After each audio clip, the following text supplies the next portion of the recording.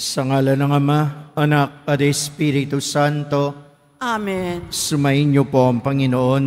At sumayo rin. Mga kapatid, ngayon ay ginugunita natin si Santa Teresa ng Avila. Huwag tayong maging marapat sa banal na pagdiriwang, ihanda natin ating mga sarili at pagsisiyan ng mga nagawang pagkakasala. Naamin ko sa makapangyarihang Diyos at sa inyo mga kapatid, na lubha ko nag-asala sa isip, salita, sa gawa, at sa aking pagkukulang. Kaya'y sinasamo ko sa mahal na Birheng Maria, sa lahat ng mga anghel at mga banal, at sa inyo mga kapatid, na ako'y panalangin sa Panginoong ating Diyos.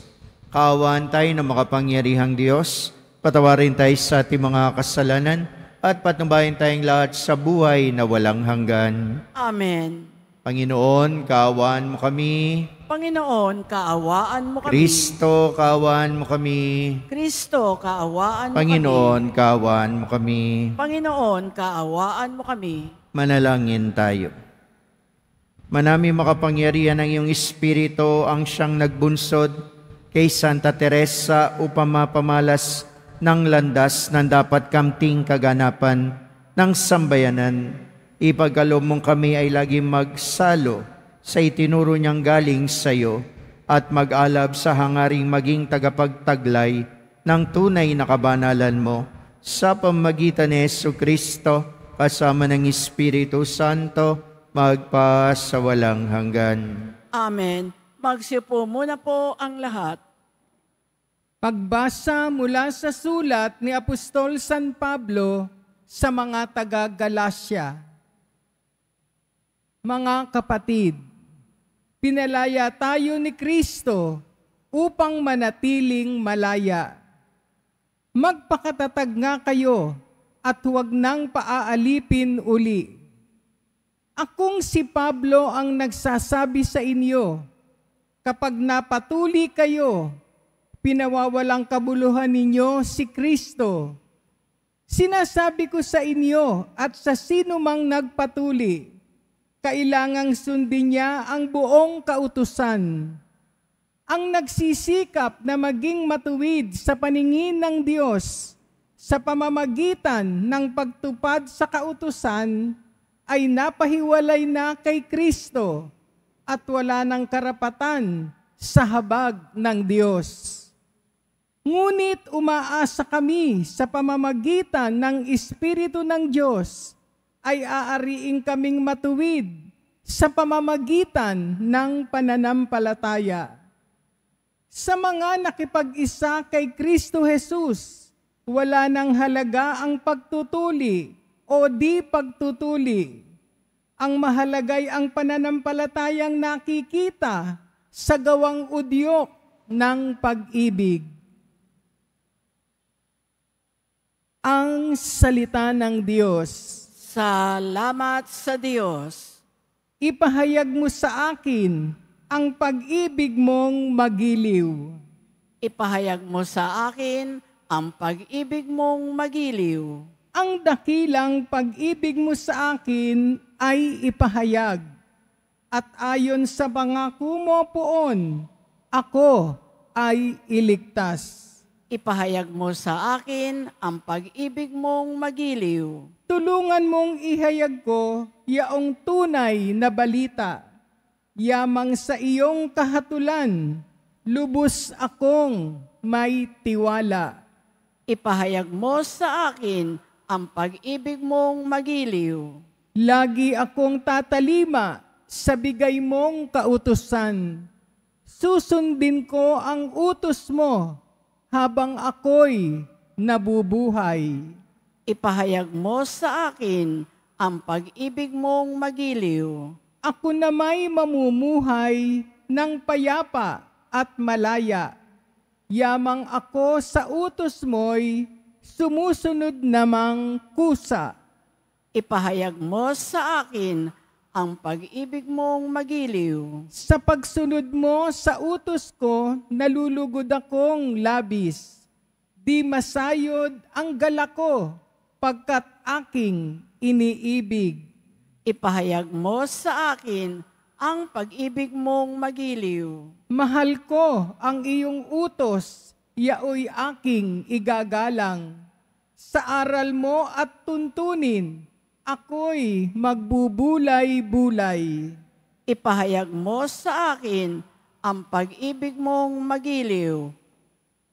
Magsitayo na po ang lahat.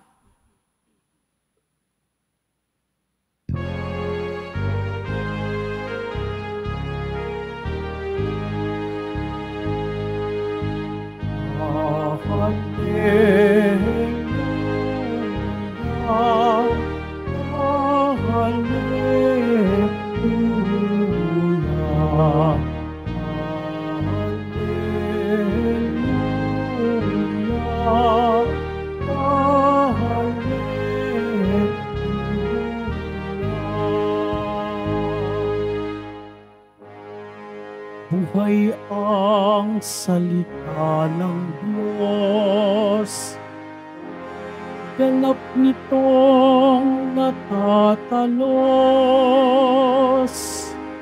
tanang ating niloloob. Hallelujah,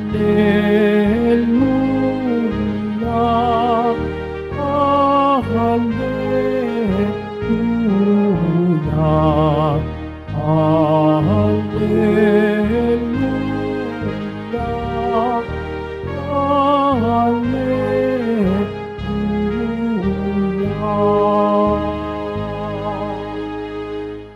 Sumayin niyo po ang Panginoon. At sumayo rin Ang pagbasa sa mabuting balita ng Panginoon ayon kay San Lucas. papuri sa iyo, Panginoon. Noong panahon na iyon, pagkatapos magsalita ni Jesus, siya'y inanyayahan ng isang Pariseo upang kumain. Kaya't pumunta siya sa bahay nito. Pagdulog sa hapag, nagtaka ang Pariseo na makita niyang kumain si Jesus nang hindi muna naghugas ng kamay.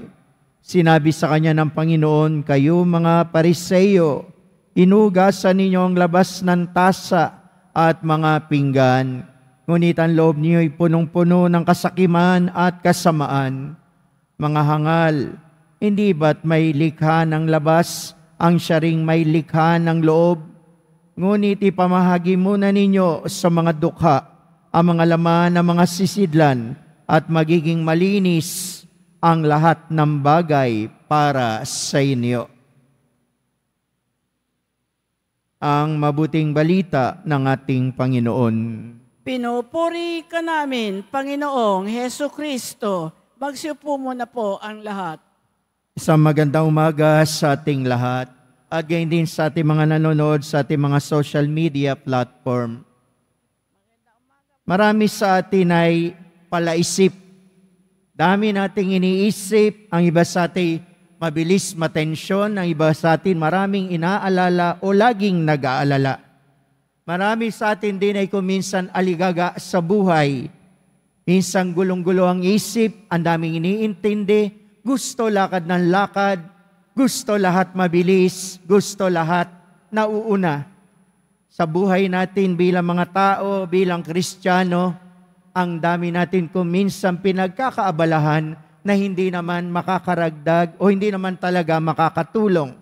Tulad ng pag-iisip, mag-isip ka na mag-isip, malulutas ba ang problema mo? Aligagang aligaga ka, lagi kang natataranta, may matatapos ka ba talaga? Magagalit ka lang pag tensyonado ka.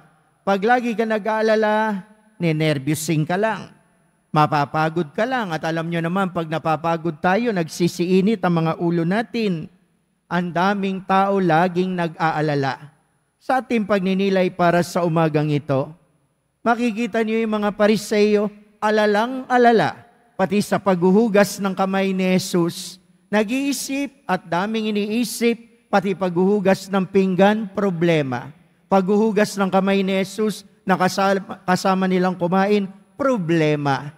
Likha ng problema, hindi naman makakatulong. Kaya ano sabi ni Jesus? Ang dami niyong iniisip, masyado kayong nag-aalala dyan sa paghuhugas ng kamay, ng pinggan, kung ano-ano ang pinag-iisip nyo, hindi naman makakaragdag. Lagay natin ngayon sa ating sitwasyon. Marami tayo kuminsan pamahiin na ginagawa na para bagang makakadagdag sa kabanalan natin. Pag hindi mo sinunod, may masama raw mangyayari sa iyo. Para bang abalang-abala tayo sa maraming bagay, sa mga kasabihan, sa mga tradisyon, sa mga pamahiin na hindi naman nakakatulong sa buhay pananampalataya natin. Ano halimbawa? At lagi nating narinig, wala namang mawawala. Sa totoo, maraming nawawala dahil nawawalan ka ng tiwala sa pag-ibig ng Diyos. Napakarami nating sinusunod na pamahiin na hindi naman talaga nakakatulong at hindi naman nakakadagdag ng kabanalan natin. Ano halimbawa? Pag may patay, huwag kang magwawalis. Kailan nakadagdag ng kabanalan at pagliligtas yung pagwawalis ng dumi doon sa namatay? O di kaya sa'yo, huwag kang maghahatid pag may namatay, kasi baka sumunod ka. Kailan naging kabanalan yung hindi mo ihatid, yung bumisita sa'yo? Makakadagdag ba yun ng kabanalan sa'yo? Hindi. Wala naman. Pag kumain, bago umalis, ikot ang pinggan, por Diyos, por Santo. Nakadagdag ba yun ng kabanalan mo? Nakadagdag ba ng kabanalan nung umalis? Wala. Hindi nakadagdag. Napakarami niyan. Alam nyo naman ng Pilipino, ang dami nating pamahiin. Pati na lang, number 1 tayo sa pamahiin sa patay. Meron pa sa mga nagpapabless ng bahay.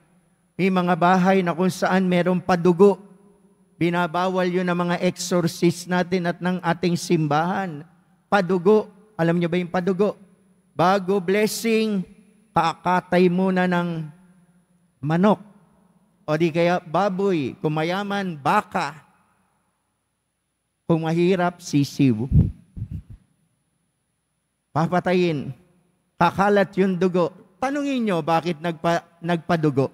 Tanungin nyo. Ano sabi? Para sa espiritong nakatira dito.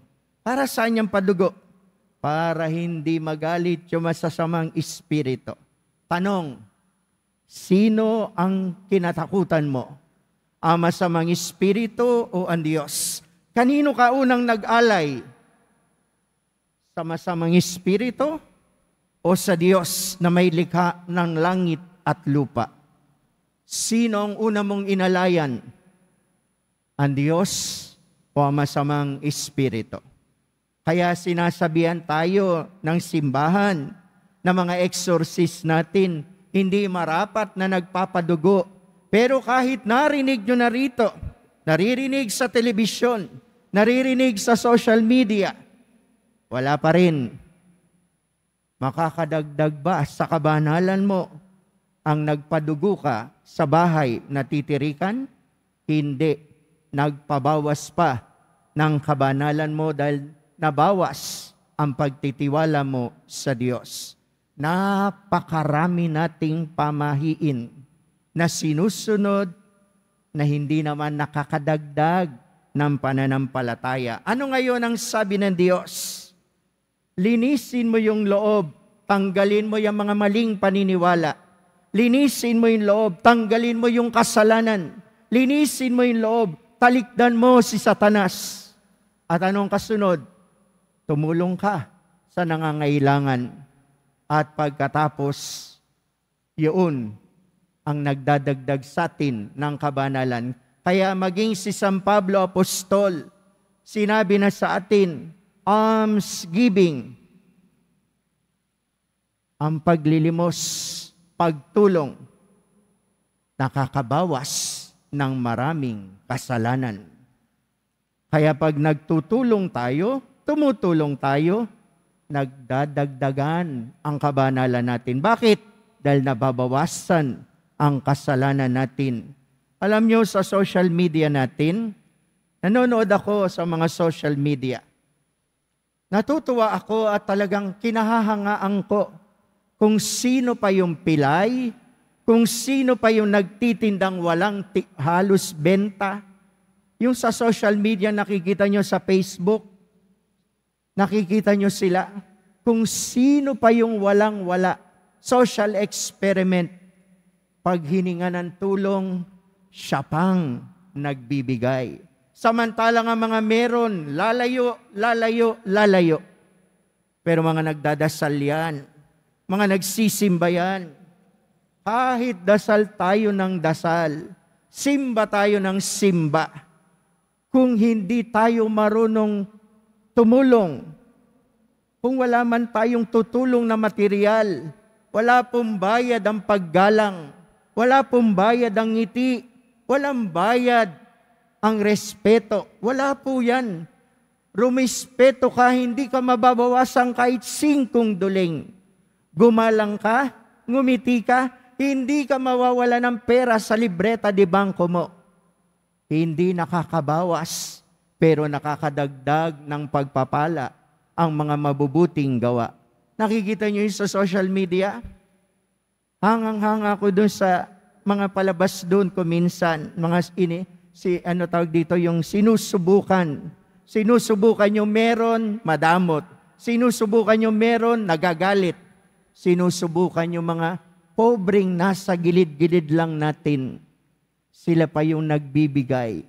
Sila pa yung tumutulong. Humingi lang ng tubig, binigyan ng tinapay.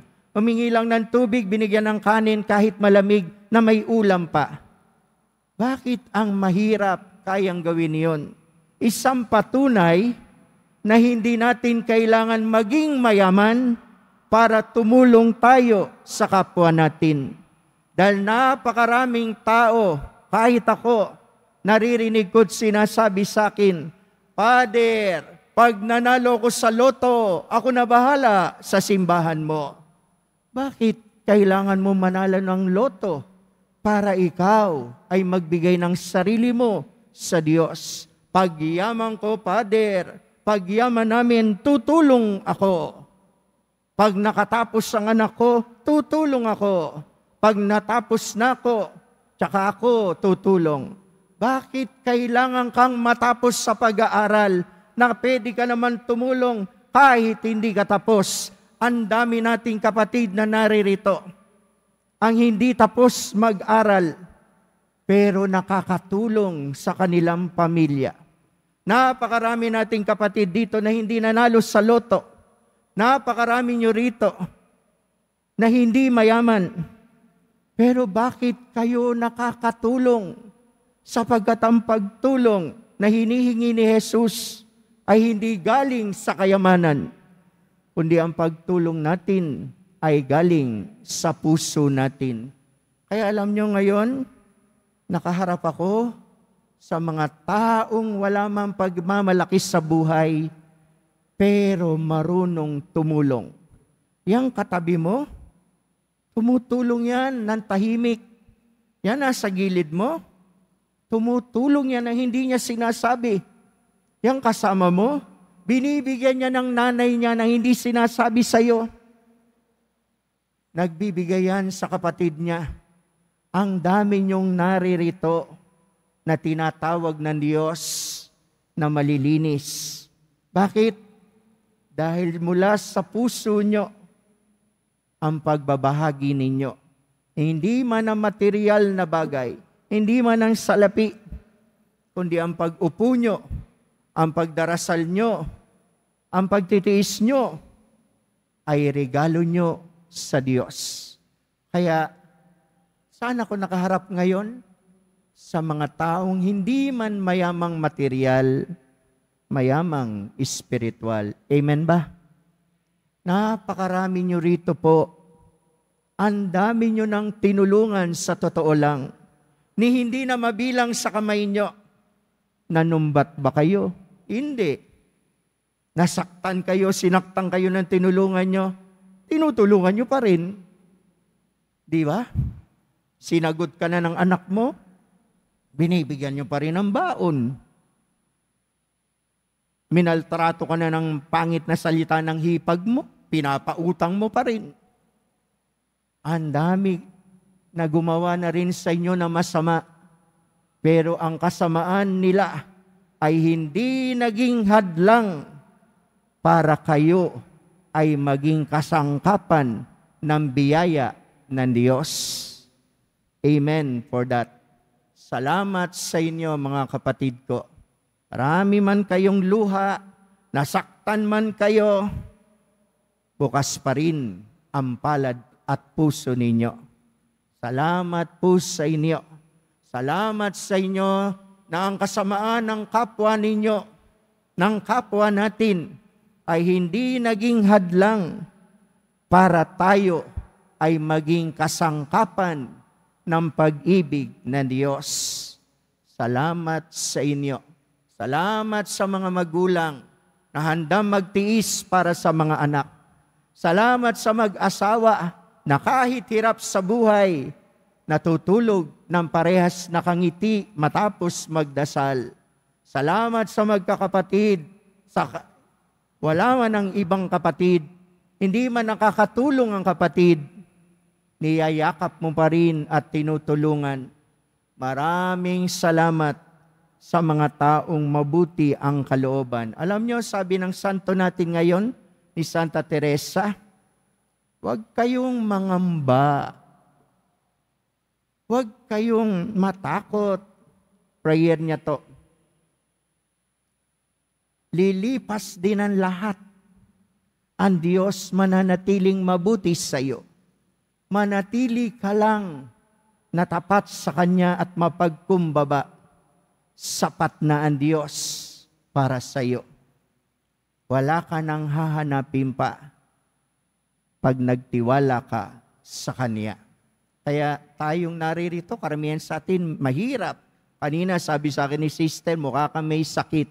Ay, kahit mukha tayong may sakit, tingnan nyo yung katabi nyo, mukha ba may sakit? Hindi. Mukhang pinagpala. Amen? Kahit marami tayo, kahit ano pa mukha natin, ang mukha pa rin natin ay mukha ng Poong Jesus Nazareno. Sumasa atin siya. Sapat na siya sa buhay natin. Kaya sino tayo? Mayaman tayo kay Jesus Nazareno. Amen.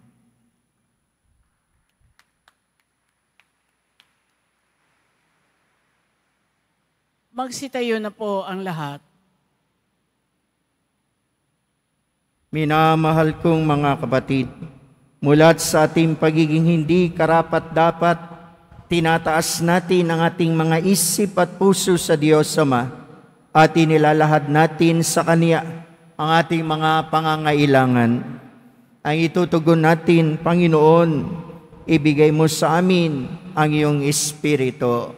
Panginoon, ibigay mo sa amin ang iyong Espiritu. Ang simbahan, lalo na ang kanyang mga pinuno, naway isa puso ang gawain ng pagbabago at pagbabalik loob. Manalangin tayo. Panginoon, ibigay mo sa amin ang iyong Espiritu. Ang mga opisyal ng gobyerno, naway magpakita ng tunay na malasakit para sa katarungan, dangal at pagkakaisa. Manalangin tayo. Panginoon, ibigay mo sa amin ang iyong Espiritu. Ang mga nagtatrabaho sa media, naway akayin ang mga tao sa katotohanan at isulong ang pinahahalagahan ng Ebanghelyo. Manalangin tayo. Panginoon, ibigay mo sa amin ang iyong Espiritu. Ang mga may sakit, naway makatagpo ng pag-asa, kagalingan, lakas, at kasiyahan. Manalangin tayo. Panginoon, ibigay mo sa amin ang iyong Espiritu. Ang mga tapat na yumao, naway bigyang gantimpala ng Panginoon sa kanilang tapat na paglilingkod ng walang hanggang kaligayahan. Manalangin tayo. Panginoon, ibigay mo sa amin ang iyong Espiritu. Tumahimik po tayo sumandali.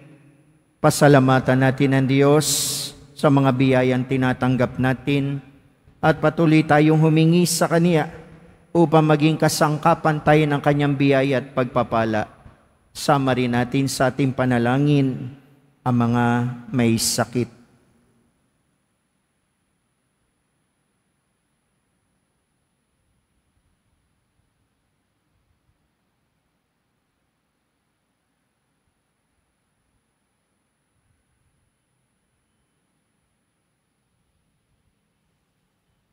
Ama naming Diyos, tulungan mo kaming ibigin at paglingkuran ka sa Espiritu at katotohanan. Sa pamagitan ni Kristo ang aming daan. Niling namin ito sa pamagitan ni Kristong aming Panginoon. Amen. Magsiupo muna po ang lahat.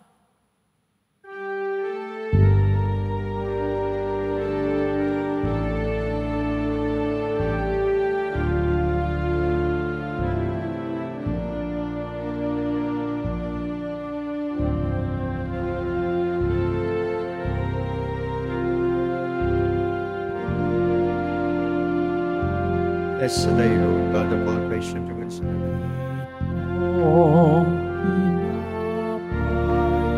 At alak na sa'yo.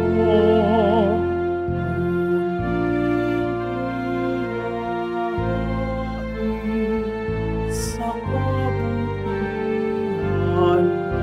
mo.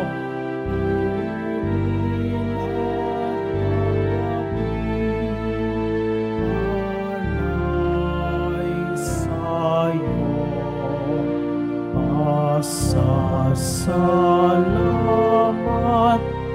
ng puso.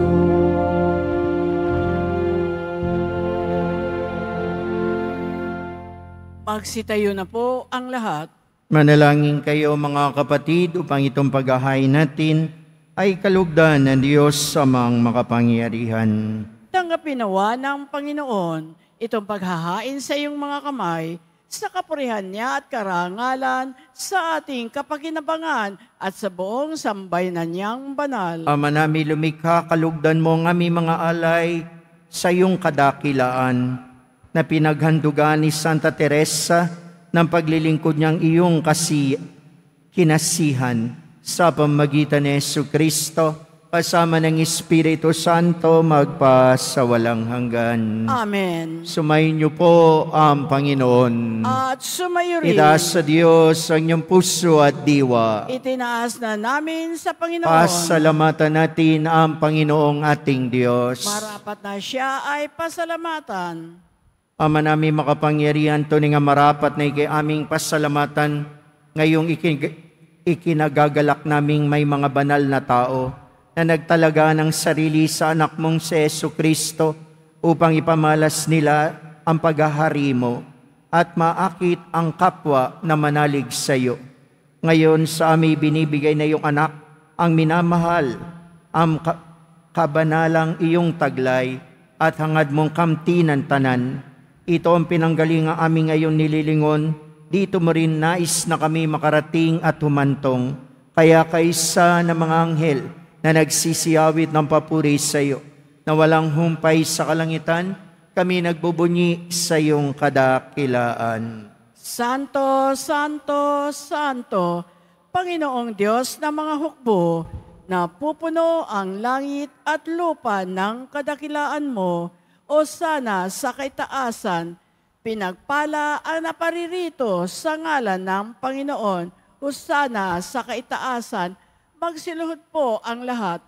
Ama naming banal, ikaw ang bukal ng tanang kabanalan, kaya't sa pamagitan ng Espiritu, banal ang mga kaloob na ito, pampara sa amin ay maging katawan at dugo ng aming Panginoong Jesucristo. Bago niya pinagtiis ang kusang loob maging handog, nawa kaniya ang tinapay, pinasalamatan kaniya, pinaghati-hati niya yon, iniabot sa kanya mga alagad at sinabi, tanggapin ninyong lahat ito at kanin. Ito ang aking katawan na ihahandog para sa inyo.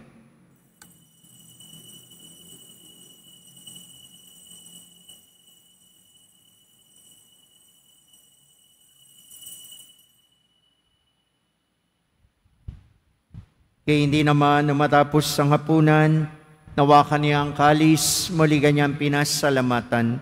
Iniabot niya ang kalis sa kanyang mga alagad at sinabi, "Tanggapin ninyong lahat ito at inumin. Ito ang kalis ng aking dugo, ng bago at walang hanggan tipan.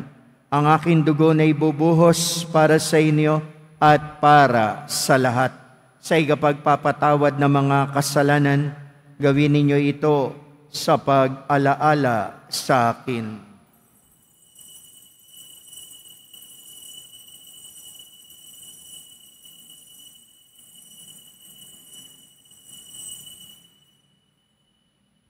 Magsitayo na po ang lahat. Pagbunyi natin ang misteryo ng pananampalataya. Si Kristo'y namatay, si Kristo'y nabuhay, si Kristo'y babalik sa wakas ng panahon. Ama, ginagawa namin ngayon ang pag-alala sa pagamatay at muling pagkabuhay na iyong anak.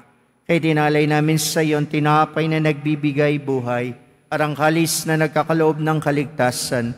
Kami nagpapasalamat dahil kami minarapat na tumayo sa harap mo para maglingkod sa iyo. Sinasamo namin kami magsasalo-salo sa katawan at dugo ni Kristo'y mabuklod sa pagkakaisa sa pamagitan ng Espiritu Santo. Ama, lingapin mo yung simbahang laganap sa buong daigdig. Puspusin mo kami sa pag-ibig, kaysa ni Francisco naming Papa at ni Jose naming Obispo at Tanang Kaparian. Alalahanin mo rin ang mga kapatid naming nahimlay na may pag-asang sila'y muling mabubuhay. Gayon din ang lahat ng mga pumanaw. Kawan mo sila't patuloyin sa iyong kaliwanagan. Kawan pangindapating kaming lahat na makasalo sa iyong buhay na walang wakas. Kaysa na mahal na Birheng Maria, Ina ng Diyos, ng kabiyak ng puso niyang si San Jose, kaysa ng mga apostol at lahat ng mga banal, ni Santa Teresa ng Avila na namuhay dito sa daigdig ng kalugod-lugod sa iyo. May pagdiwang nawa namin ang pagpupuri sa ikararangal mo sa pamagitan ng iyong anak na aming Panginoong Yesu Kristo. Sa pamagitan ni Kristo, kasama niya at sa Kanya, lahat ng parangal at papuri ay sa iyo, Diyos sa makapangyarihan, kasama ng Espiritu Santo, magpa sa walang hanggan. Amen. Sa tagubilin na nakagaling na utos sa turo ni Jesus, na Panginoon natin at Diyos, pahayag po natin ng lakas loob. Ama namin, sumasalangit ka, sambahin ang ngalan mo, mapasa amin ang kaharian mo, sundin ang loob mo dito sa lupa para na sa langit.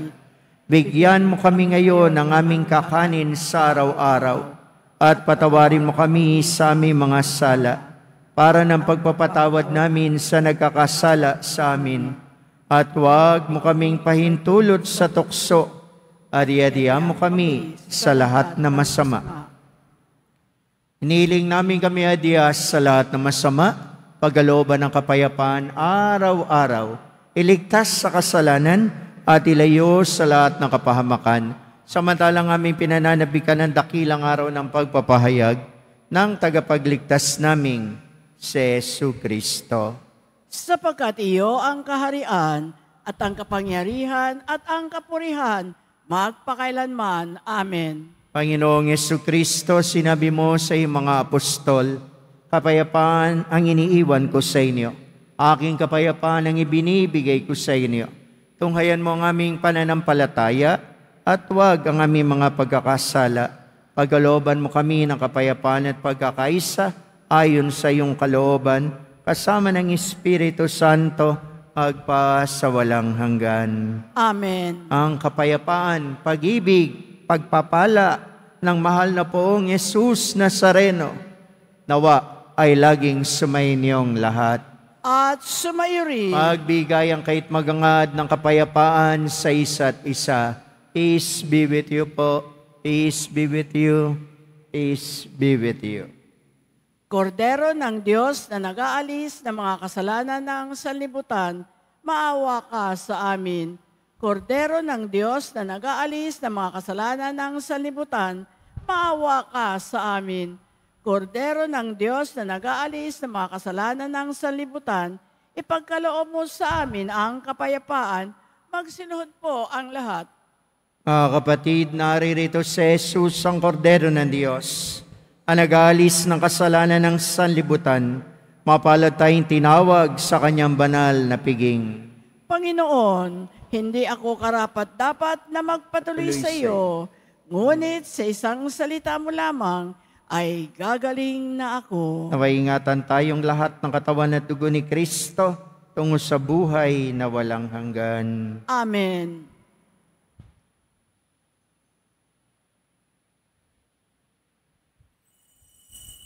Para sa lahat ng tatanggap ng banal na komunyon, sasagot po tayo ng amen pagkasabi ng pare o ng lay minister ng katawan ni Kristo at isubo agad sa bibig bago umalis sa harapan ng pare o lay minister. Sumunod po tayo.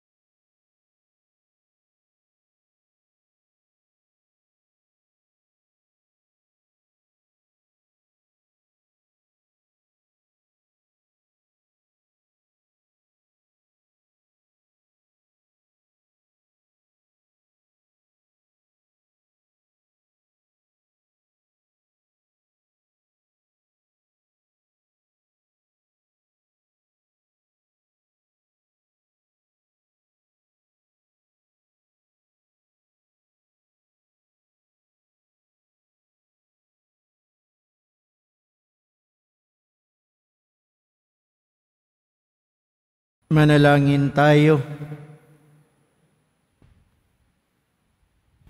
Ama naming mapagmahal, pinagsalo mo sa pagkain iyong bigay ang tapat mong angkan. Gawin mong alinsunod sa halimbawa ni Santa Teresa, kami laging masayang makaawit ng pag-ibig mong walang maliw kailanman. Sa pamamagitan ni Jesucristo, kasama ng Espiritu Santo, magpa sa walang hanggan. Amen. Pagbabasbas, sumayin niyo po ang Panginoon. At sumayo rin. Mahal na pong Jesus Nazareno, inihayag mo sa pamamagitan ng krus ang walang maliw na pag-ibig ng Diyos sa sangkatauhan. Pakinggan mo ang kahilingan na yung angkan na nagsusumamo sa iyo. Makamtanawa nila yung katugunan at tanggapin ang kasagutan na may utang na loob na tinatanaw.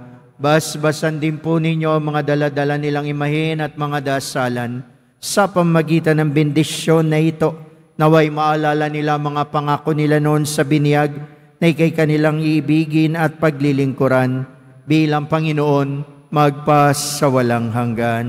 Amen. At pagpalain po kayong lahat ng dakila at makapangyarihang Diyos ng Ama, Anak at Espiritu Santo. Amen. Tapos ng ating pagdiriwang, mayo kayo sa biyaya at pagpapala ng mahal na pong Jesus Nazareno. Salamat sa Diyos.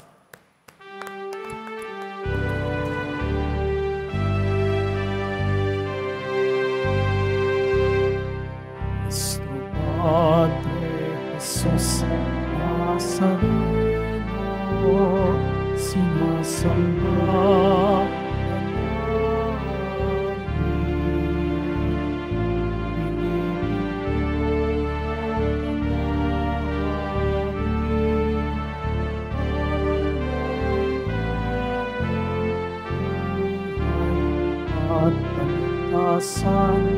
nuestro Padre Jesus Nazareno,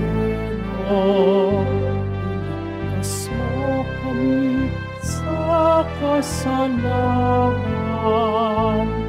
ang mismong pinamatayan ay sabisan kita ng kaligtasan.